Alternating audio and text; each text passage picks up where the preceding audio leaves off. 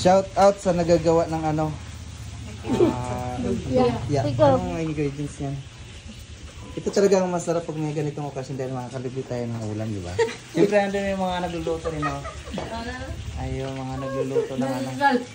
Ibang putahe. Libre Sharon pa. Oh, may libreng Sharon pa daw. Ano? Masarap ba yan? Oo. Ayan, masarap daw. Masarap. Nakailan na ako eh. Nakaprito na ako eh. Mamaya pa ako, may apat pati. Ay, mga ano. Mga Lotto Boys. Subang ka pala. Ayan, taga ano lang. Anta dito. Taga-tawa. Roll ata.